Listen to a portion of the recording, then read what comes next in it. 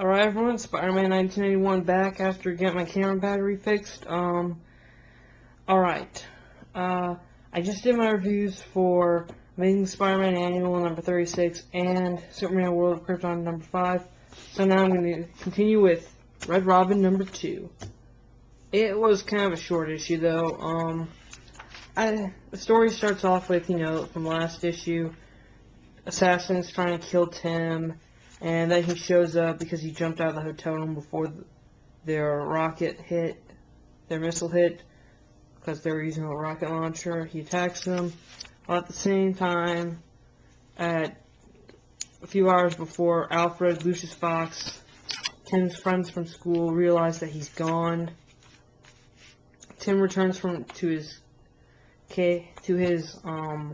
Robin cave, I guess we can call it, and he finds messages from him, and he just tells him to delete. Then we cut back to him fighting and kicking ass, and he's fighting them while at the same time identifying who they are and who they might work for. So then, of course, and then he's thinking about who they are and stuff. Well, we have an interlude that helps us explain who they are, and they're the League of Assassins, and it's revealed that they work with the League of Assassins, which is criminal organization led by Ra's al Ghul. They get away, but they leave behind a Bluetooth headset, or at least I think it's Bluetooth. Tim looks at it and he realizes that, that's Ra's al Ghul. Then Tim's back at his command center, getting his gear ready. Cancels out disconnects another call from one girl. Then, who shows up but one of the main characters in his life? Spoiler. She tries to talk to Tim, talk some sense into him, tell him that everyone's worried, but then he realizes that Dick sent her, and he tells her that it would only be better if, she showed up alone and not because someone told her to. So Tim leaves, and then never mind this is just a preview for Doom Patrol number 1. Then Tim thinks in his room about this. He's thinking, and then he just decides that he wants to find Bruce, and no one's gonna help him, so he just tells Ra's al Ghul to start talking. This issue was good though. I mean, it is worth about $3, but it's mostly for action. If you want to see artwork that expresses action, then get this. I give it a 8 out of 10, so it's still pretty good. Alright, the next book I bought was Batman 688. We open up to Dick as Batman getting the crap beat out of him by someone claiming that Batman is dead, and it doesn't make a difference if someone knew is under the costume. Then we get to Gotham News saying that they have footage of the Batman on camera, that they thought he disabled the cameras, which I can sort of believe that's true, of Batman stopping arms dealing, and they're saying that now Batman's been leaving crime scenes with evidence intact and stuff, and that the police are happy that the new Batman works for them. Then it cuts to Penguin being pissed about the job and stuff, and he's saying that there's a difference now, that Batman was less than efficient, and that now he's proactive. And now it's like Penguin just stretched his wings, and then now he has to clip them again. Then meanwhile, Dick's not showing up to seeing Gordon on the rooftop where the bat signal is going, and an officer that's with Gordon asks, "Why do you still do that if Batman doesn't usually show up?" And he says, "Just to let him know that we're here." The officer also asks, why does he need to be present with Gordon? And Gordon says, things change. So that might be heavily implying something or not, like the time Gordon retired, but still he came back. Meanwhile, Dick has a few complaints about his costume, about how he's having a problem with his peripheral vision, and with the cowl on, and that, and that the cape's like a little too heavy for him. It's like wearing a ball gown with Kevlar, but that's only because Dick didn't have a cape as Nightwing, so and his fighting style is a little different than Bruce. So Alfred just calls him the neurotic Batman and says that he'll work on the costume, think about making the cape light but less durable. Meanwhile, Dick is training Damian. He's giving him advice about what to do. He's telling Damian not to get angry. It makes him careless, and to stop anticipating his opponent. And Damian asks him, "Why do you talk so much?"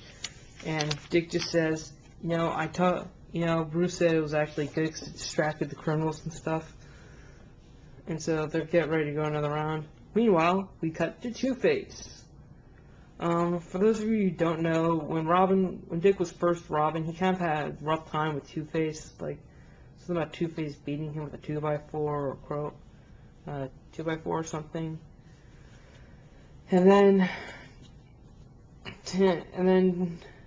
Well, pretty much Two-Face is watching old footage of the Batman, watching all the media footage of the Batman to get an insight about who he is and stuff.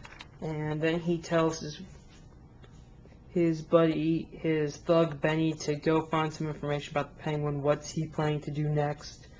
And so Benny says, "Do you want the cops on the Penguin?" Two-Face says no.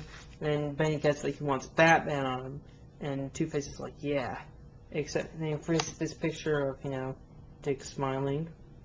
That pretty much Dick should stop smiling because everyone knows Batman doesn't smile. And Two-Face just says he's not Batman. Kind of makes sense that Two-Face would be the one to know that Dick is not Batman.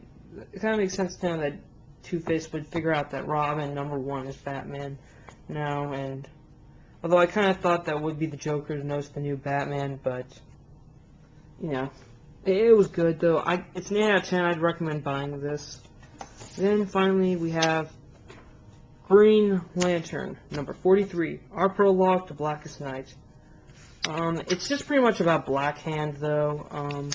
About like how where he grew up in a mortuary because his parents' mortuary and stuff. He was kind of like obsessed with death, and he was into taxidermy as a child.